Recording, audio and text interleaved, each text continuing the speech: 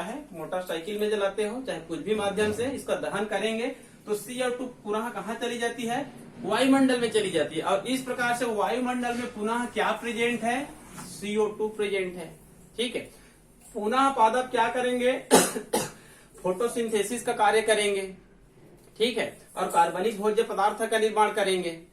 अब यहाँ पर श्वसन होगा तो श्वसन में कहना चाहिए O2 लिया जाता है और CO2 उत्पन्न होती है। तो श्वसन के माध्यम से डायरेक्ट CO2 वायुमंडलीय CO2 में मुक्त कर दिए जाएंगे। यदि डायरेक्ट नहीं होता है, इनको कहना चाहिए ये भी मृत हो जाती है और ये भी मृत हो जाती है। तो मृत होगा तो डिकम्पोजर के माध्यम से पहुंचेंगे। मृत होने के बाद ये पेट्रोलियम पदार्थ बना लेगा, ये कोल बना लेगा, तो दहन के माध्यम से यहाँ तक पहुंचेंगे। मतलब इस प्रकार से हमेशा कार्बन साइकिल क्या होती रहती है, चलती रहती है, जिसके कारण इनकी मात्रा कभी भी कम या फिर ज्यादा नहीं होती है। क्लियर? तो ये हो गए आप लोगों का कार्बन चक्र। ठीक है, इसके बाद हम लोग दूसरे चक्र का अध्ययन करेंगे। दूसरे चक्र का नाम है ऑक्सीजन चक्र।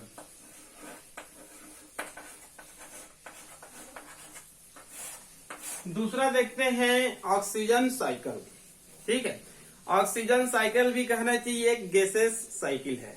ठीक है, कार्बन भी है और ऑक्सीजन भी है, दोनों चक्र कहना चाहिए गैसेस चक्र है। हमको पहले से ही पता है ये ऑक्सीजन मुख्य रूप से कहाँ पाई जाती है या फिर इनका मुख्य स्रोत क्या होता है। तो ऑक्सीजन का मुख्य स्रोत क्या होता है, वायुमंडल होता है। वायुमंडल में कहना चाहिए 21% क्या होती है, ऑक्सीजन होती है, जो कि स्वतंत्र रूप से पाए जाते हैं। ठीक है, इसको छोड़कर कहना चाहिए जो H2O होती है, मतलब वाटर होती है, उसमें कंपोनेंट्स या फिर एक घटक के रूप में पाई जाती है। और जो O3 होते हैं, मतलब ओजोन होते हैं, इसमें भी ऑक्सीजन क्या होती है, प्रेजेंट होती है। मतलब ऑक्सीजन सबसे अधिक मात्रा में वायुमंडल में पाई जाती है, लगभग 21%, वो भी स्वतंत्र रूप में। ठीक है, और अन्य जो पदार्थ होते हैं उसमें घटक के रूप में पाई जाती है। तो यहाँ पर हम लोग देखेंगे विशेष रूप से ऑक्सीजन साइकिल को। ठीक है, ऑक्सीजन साइकिल का भी मैं आप लोगों को एक नामांकित चित्र बता रहा हूं। ये नामांकित चित्र आपके पुस्तक में मिल जाएगा।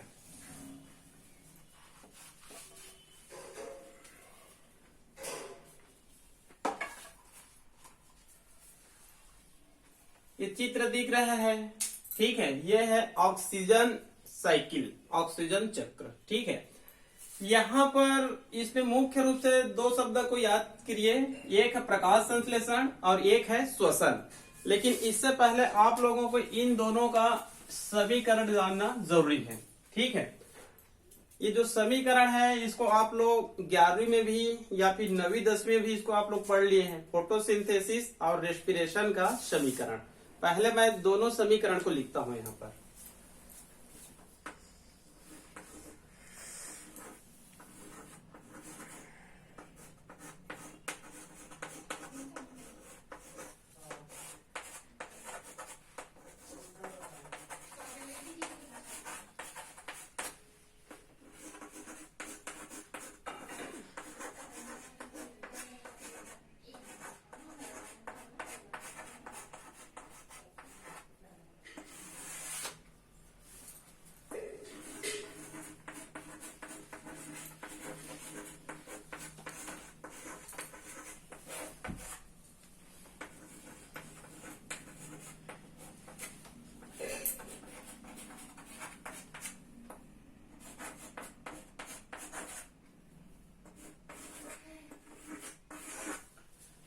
ये दो समीकरण है।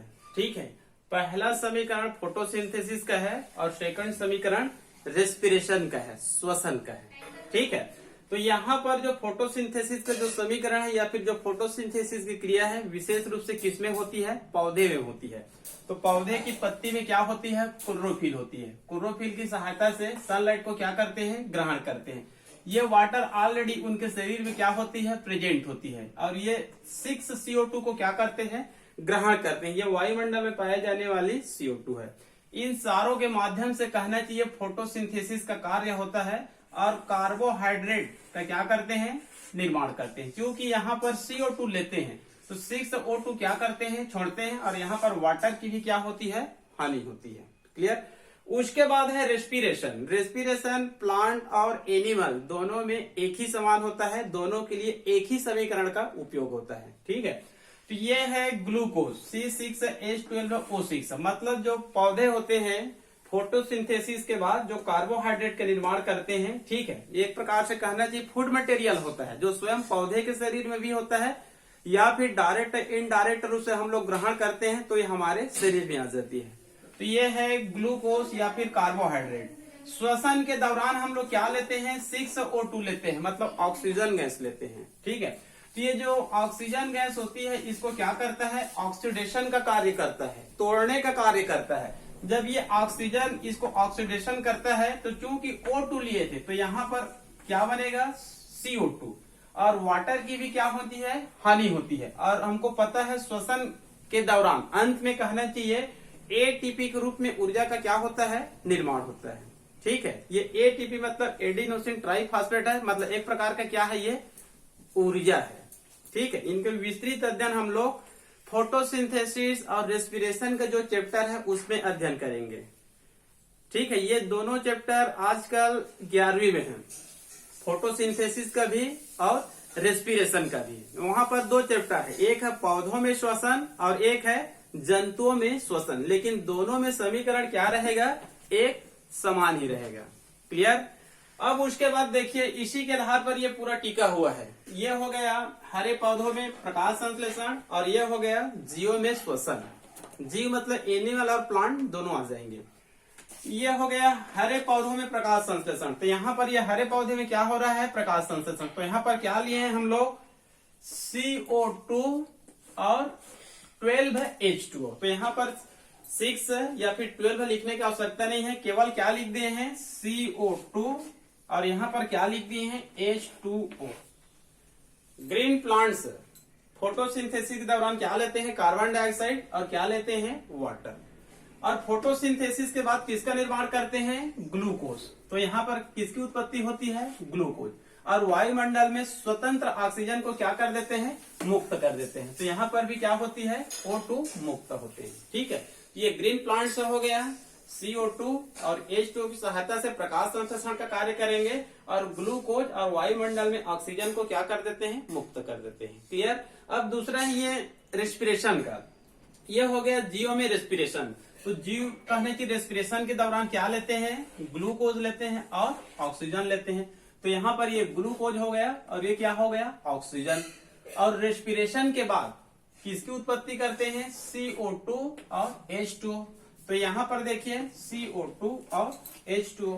तो इस प्रकार से कहना चाहिए जो ऑक्सीजन साइकिल होती है ये फोटोसिंथेसिस और रेस्पिरेशन दोनों पर टिका हुआ है और ये हमेशा एक नियमित चक्र के रूप में चलती रहती है, जिसके कारण इकोसिस्टम में या फिर वातावरण में इसकी मात्रा में कभी भी बहुत ज्यादा या फिर बहुत कमी नहीं होती है। हमेशा कहने की इनकी मात्रा नियमित बनी रहती है।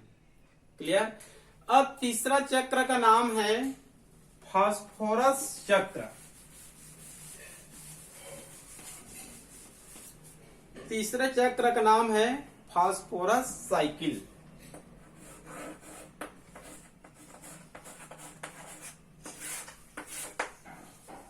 फास्फोरस मतलब पी।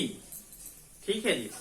फास्फोरस भी हमारे शरीर का एक महत्वपूर्ण घटक है, मतलब फास्फोरस हमारे शरीर में पाई जाती है। ठीक है, जैसे कि इसका मुख्य स्रोत है हमारे शरीर में न्यूक्लिक एसिड। इसका मुख्य स्रोत है हमारे शरीर में न्यूक्लिक एसिड और न्यूक्लिक एसिड आते ही हमको याद आना चाहिए DNA और RNA। DNA और RNA को हम लोग क्या कहते हैं, दोनों को मिलाकर न्यूक्लिक एसिड बोलते हैं। मतलब DNA और RNA एक न्यूक्लिक एसिड है जो CHONPK से मिलकर बना हुआ एक कार्बनिक पदार्थ होते हैं। और DNA और RNA का विस्तृत अध्ययन हम लोग 6 चैप्टर में कर लिए हैं, जो जेनेटिक्स के अंतर्गत दूसरे चैप्टर है मोलिकुलर बेसिस ऑफ इनहेरिटेंस। वहां पर DNA और RNA का विस्तृत अध्ययन कर लिए हैं। तब हमको पहले से ही पता है कि DNA RNA में क्या पाई जाती है, फास्फोरिक एसिड पाई जाती है। ठीक है, ये न्यूक्लिक एसिड किससे बना होता है? 3 पदार्थों से मिलकर बना होता है। एक क्या होता है? डीऑक्सी राइबोस शर्करा या फिर राइबोस शर्करा।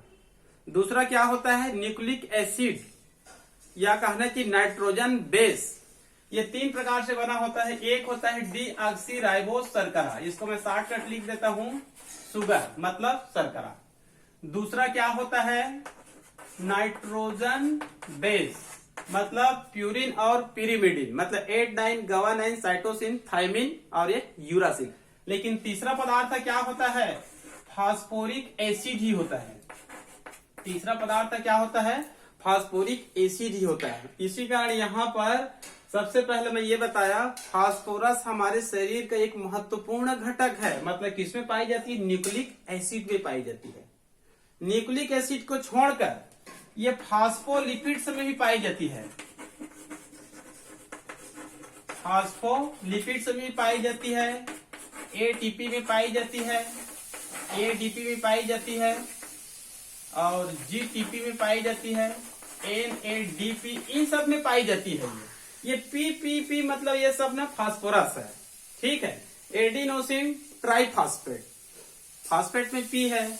एडीपी एडिनोसिन डाइफॉस्फेट, जीटीपी इसमें भी कहने की फॉस्फेट है, एनएडीपी इसमें भी फॉस्फेट है।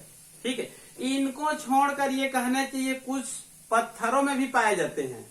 ठीक है, जो बड़े बड़े जो चट्टान होते हैं उसमें भी फास्फोरस पाई जाती है। इनको छोड़कर कुछ जंतु होते हैं, कुछ जंतु में कवच पाई जाती है, उन कवच में भी फास्फोरस पाई जाती है। जैसे कि जो पाइला होता है, यूनियो होता है, मतलब मोलस्का के जो जंतु होते हैं, जो कोरल जंतु होते हैं, उनके शरीर में कहना चाहिए कवच पाया जाता है, सेल पाया जाता है, उसमें भी फास्फोरस क्या होती है? प्रेजेंट होती है। आजकल इस फास्फोरस या फिर फास्फेट का उपयोग घरेलू जो डिटर्जेंट होता है, ठीक है, उसमें भी आजकल फास्फोरस या फिर फास्फेट का क्या किया जाता है? उपयोग किया जाता है, जो जल में घुलकर हमारे इकोसिस्टम में आ सकते हैं और इकोसिस्टम के माध्यम से हमारे शरीर तक आ सकते हैं, जो हमारे शरीर के लिए क्या है? हानिकारक होते हैं। मतलब घरों में कहने की आजकल जो डिटर्जेंट का उपयोग किया जाता है उसमें भी फास्फेट आजकल बहुतायत में उपयोग किया जा रहा है। ये सब इनका क्या है? ये स्त्रोत है कि मतलब फास्फोरस कहाँ कहाँ या फिर किसमें पाई जाती है। क्लियर? अब उसके बाद मैं आप लोग को इसका एक चित्र बता रहा हूं। ठीक है, फास्फोरस चक्र, इसका एक नामांकित चित्र बता रहा हूं मैं आप लोग को।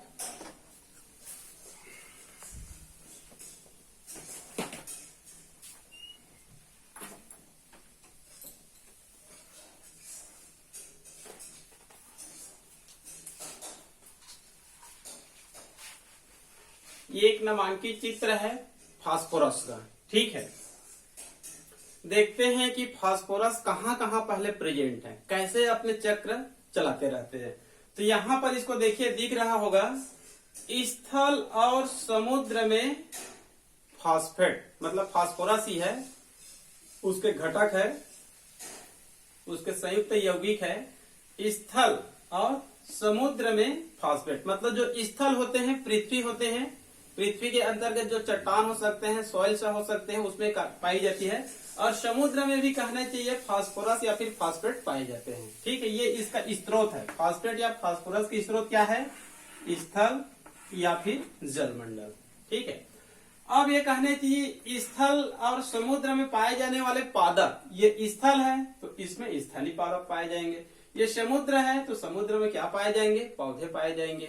तो हमको पता है जो पौधे होते हैं रूट द्वारा वाटर को अवशोषित करते हैं, तो वाटर के साथ में मिनरल्सों को भी क्या करते हैं? अवशोषित करते हैं। क्लियर? तो जो समुद्री पौधे होते हैं इस फास्फेट को क्या कर लेते हैं? अवशोषित कर लेते हैं। जो स्थलीय पौधे होते हैं, स्थल से कहना चाहिए फास्फेट को क्या कर लेते हैं? अवशोषित कर लेते हैं। मतलब जो स्थल और समुद्र में जो फास्फेट है वो किनके शरीर में चला गया? स्थलीय और समुद्री पौधे के शरीर में चला गया। क्लियर? अब मान लो स्थलीय पौधे और समुद्री पौधे की क्या हो जाती है? मृत्यु हो जाती है, तो पुनः ये फास्फेट कहाँ आ जाएंगे? वहीं पर आ जाएंगे, स्थल में और समुद्र में। अवशोषित किए तो इनके शरीर में आ गए। जब इन दोनों की क्या हो जाती है, मृत्यु हो जाती है, तो पुनः कहाँ पर आ गए, स्थल और समुद्र में आ गए। मान लो कहना चाहिए मृत्यु अभी नहीं हुआ, या फिर मृत्यु तो अनिवार्य रूप से होगा, लेकिन उससे पहले जो स्थल और समुद्र में पाए जाने वाले जो जंतु होते हैं, क्योंकि जो जंतु होते हैं, जो कंज्यूमर होते हैं, भोजन के रूप में किसको ग्रहण करते हैं, प्रोड्यूसर को ग्रहण करते हैं।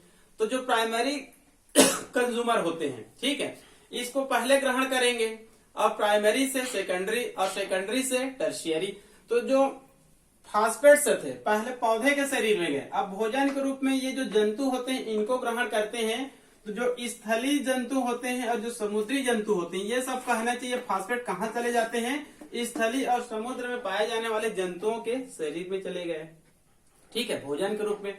अब इन जंतुओं की क्या होती है, मृत्यु होती है। तो मृत्यु होने के बाद इनके जो फास्फेट्स होते हैं पुनः कहाँ आ जाते हैं, स्थल और समुद्र में आ जाते हैं, या फिर इनके मल मूत्र की सहायता से भी यहीं पर आते हैं। या फिर कुछ जंतु होते हैं जैसे कोरल होते हैं, मोलस्का होते हैं, इनके शरीर में जो कवच होते हैं उनके माध्यम से पुनः यहाँ पर आ जाते हैं। मतलब यहीं से शुरू हुआ था और एक चक्र की सहायता से पुनः यहाँ पर आ गया, ठीक है। यहाँ पर एक शब्द और मैं लिख दिया हूँ, जैसे कि वाहित पदार्थों के रूप में मान लो कहने की जो सीवेज होती है उसमें भी कहना चाहिए मान लो क्या पाई जाती है, फास्फोरस पाई जाती है या फिर फास्फेट पाई जाती है। ये भी कहना चाहिए कहाँ आती है, स्थल और समुद्र में ही आएंगे। मान लो कहना चाहिए आजकल आर्टिफिशियल रूप से कहना चाहिए विभिन्न प्रकार के मटेरियल्स बनाए जा रहे हैं, उसमें भी क्या हो सकते हैं, फास्फोरस हो सकते हैं। तो ये फास्फोरस भी कुल मिलाकर कहाँ आएंगे, स्थल में आएंगे या फिर समुद्र में आएंगे, ठीक है। तो इस प्रकार से कहना चाहिए फास्फोरस चक्र भी हमेशा एक नियमित चक्र के रूप में चलती रहती है, ठीक है। फास्फोरस चक्र कहना चाहिए एक सेडिमेंट्री साइकिल होता है, अवसादी चक्र होता है। उसके बाद है लास्ट में नाइट्रोजन साइकिल, ठीक है, नाइट्रोजन चक्र।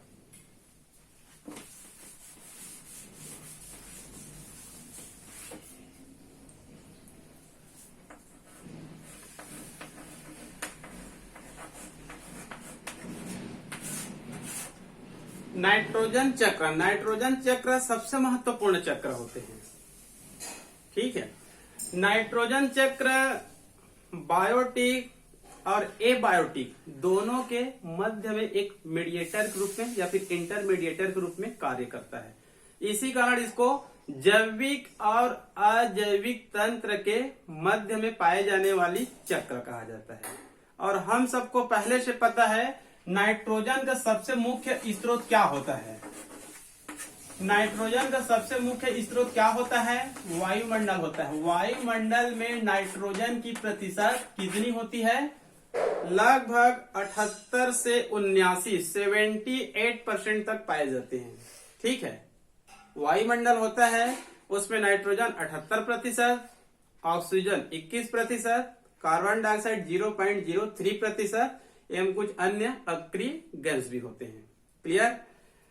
नाइट्रोजन साइकिल भी एक क्या है गैसेस साइकिल है, मतलब ये गैसी चक्र के रूप में पाई जाती है। नाइट्रोजन चक्र के अंतर्गत मैं आप लोग को पहले नाइट्रिफिकेशन और डीनाइट्रिफिकेशन के बारे में बताता हूं, फिर उसके बाद उसके चक्र को देखेंगे। नाइट्रिफिकेशन और डीनाइट्रिफिकेशन। पहला है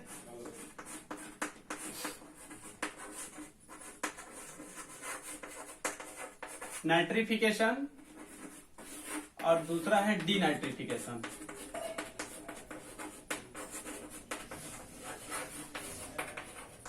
इन दोनों को पहले समझ लेते हैं और उसके बाद इसके चक्र का अध्ययन करेंगे। नाइट्रिफिकेशन और डीनाइट्रिफिकेशन। नाइट्रिफिकेशन का अर्थ होता है जो प्रकृति में जो नाइट्रोजन होती है उसको पहले NH4 में चेंज करना, उसके बाद NO2 में चेंज करना और उसके बाद उसको नाइट्रेट में चेंज करना। मतलब नाइट्रोजन को उसके यौगिकों में चेंज करना, नाइट्रोजन को उसके यौगिकों में चेंज करना क्या कहलाता है, नाइट्रिफिकेशन कहलाता है।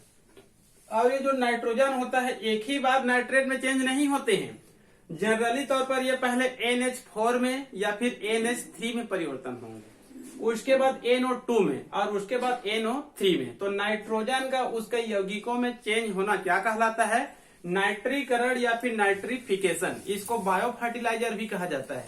हम लोग 12वीं में ही पढ़े हैं, बायोलॉजी में ही। बायो फर्टिलाइजर जैव उर्वरक, ठीक है, इसके अंतर्गत विभिन्न प्रकार के सूक्ष्म जीवी आते हैं, विभिन्न प्रकार के बैक्टीरिया आते हैं जो भूमि में पाए जाने वाले नाइट्रोजन को या फिर वायुमंडल में पाए जाने वाले नाइट्रोजन को, ये विभिन्न सूक्ष्म जीवों के माध्यम से, विभिन्न बैक्टीरिया के माध्यम से सीधे इसको हम लोग किस में चेंज करते हैं? नाइट्रेट में, ठीक है। तो वे बैक्टीरिया, वे सूक्ष्म जीवी जो नाइट्रोजन को नाइट्रेट में चेंज करते हैं, बायो फर्टिलाइजर कहलाते हैं। विभिन्न प्रकार के सूक्ष्म जीवी होते हैं। आप लोग राइजोबियम का नाम तो सुने होंगे, जो दाल देने वाले पौधे होते हैं, ठीक है, जो दाल देने वाले पौधे होते हैं उनके रूट में एक नोड्यूल्स पाई जाती है, उसको इंग्लिश में रूट नोड्यूल्स या फिर मूल ग्रंथिकाएं कहा जाता है। मतलब उनके रूट में एक गांठ पाई जाती है, उसी को रूट नोड्यूल्स कहा जाता है। उस गांठ में वास्तव में राइजोबियम नामक बैक्टीरिया पाई जाती है जो नाइट्रोजन फिक्सेशन करने का कार्य करती है, ठीक है। इसी कारण जो दाल देने वाले जो पौधे होते हैं उनकी जब कृषि की जाती है तो जनरली तौर पर उर्वरक की मात्रा कम पड़ती है, ठीक है। इसी को क्रॉप रोटेशन, फसल चक्र कहा जाता है। मतलब भूमि की उर्वरा शक्ति को यदि आपको बनाए रखना है तो क्रॉप रोटेशन, फसल चक्र लेना पड़ता है। मतलब एक बार दलहनी और एक बार अदलहनी, एक बार दलहनी और एक बार अदलहनी कृषि की जाती है, जिससे भूमि की उर्वरा शक्ति क्या होती है? कम नहीं होती है, क्योंकि दलहनी पादप में राइजोबियम नामक बैक्टीरिया पाए जाते हैं जो बायो फर्टिलाइजर के रूप में कार्य करते हैं, ठीक है। और आगे चित्र में क्लियर हो जाएगा। उसके बाद होता है डिनाइट्रिफिकेशन। ये जस्ट पहले का क्या है, ये उल्टे है। मान लो कहना चाहिए जो NO3 है, नाइट्रेट है, इसको कहना चाहिए कुछ सूक्ष्म जीवों की सहायता से, कुछ बैक्टीरिया की सहायता से डायरेक्ट इसको किसमें चेंज कर दिया जाता है? नाइट्रोजन में। N2 में क्या कर दिया जाता है? चेंज कर दिया जाता है, ठीक है। तो नाइट्रिफिकेशन के जस्ट उल्टे को क्या बोलते हैं हम लोग? डिनाइट्रिफिकेशन। ये भी सूक्ष्म जीवों या फिर ये भी बैक्टीरिया की सहायता से ही होती है, लेकिन बैक्टीरिया का नाम इसमें क्या रहेगा? अलग रहेगा। यहाँ पर बैक्टीरिया का नाम हो जाएगा स्यूडोमोनास। स्यूडोमोनास नामक बैक्टीरिया है जो डिनाइट्रिफिकेशन का कार्य करते हैं, ठीक है। और नाइट्रिफिकेशन का कार्य राइजोबियम नामक बैक्टीरिया या फिर नाइट्रोसोमोनास और नाइट्रोबैक्टर, नाइट्रोसोमोनास और नाइट्रोबैक्टर, ये सब बैक्टीरिया है जो नाइट्रिफिकेशन का कार्य करती है, ठीक है। तो नाइट्रोजन फिक्सेशन एक बहुत ही महत्वपूर्ण है, क्योंकि डायरेक्ट किससे जुड़ा हुआ है?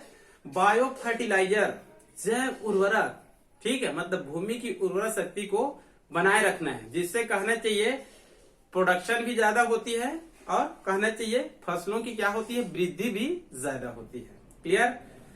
यहाँ पर एक सवाल ये भी उठता